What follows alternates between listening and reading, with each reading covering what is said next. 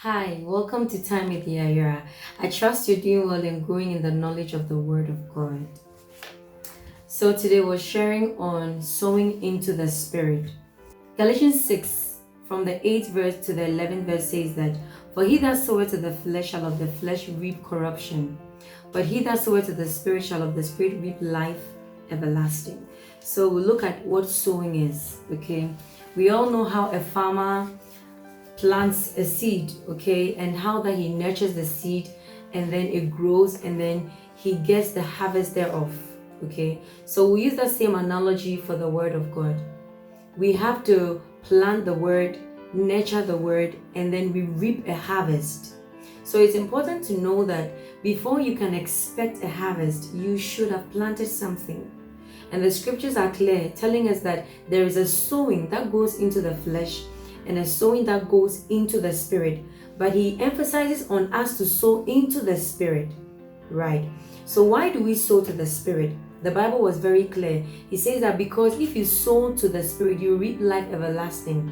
But if you sow to the flesh, you reap corruption. So it is necessary that we sow to the Spirit. But how do we sow to the Spirit? Okay, so this is why, how we do it. The first one is that we invest time in reading the Bible. Don't just read like a story, but read to understand these things. Because when understanding comes, experiences change. Okay, and then secondly, you meditate on the Word of God.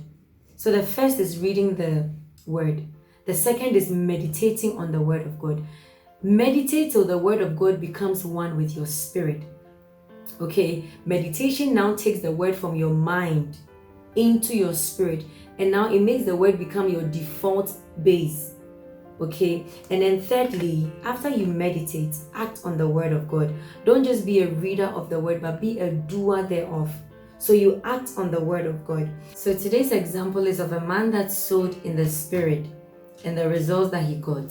So let's look at Paul. Paul was smitten by a viper, and all the people standing there were looking to see when the man will fall dead. But the man did not even as much as think of what had happened to him. He did not consider the viper. He went on doing what he was doing. And before long, they realized, the time they gave him had expired for him to die, and the man is still walking. And now these people went to him and saying that, look, the gods have come to us in human form. This guy knows something. Like, this guy must be a god. And it's no mistake that the Bible can say that to whom that the scriptures were giving, okay, they are gods. Yeah, because the Word of God takes us from the normal to the supernatural. Okay, so this is an example of a person who is minded of the Spirit. You are conscious. Anything that happens, your first default is, what does the Word of God has to say about this? And you do not consider what the natural is showing. Okay, this is how you can sow in the Spirit and be very fruitful, and you reap a lot of harvest, okay, in your finances, in your relationship, in your marriage, in your health, okay, in the economy, whatever things there may be. Bible says all the powers that be, they are of God. I hope this video blesses you and speaks to you in some way.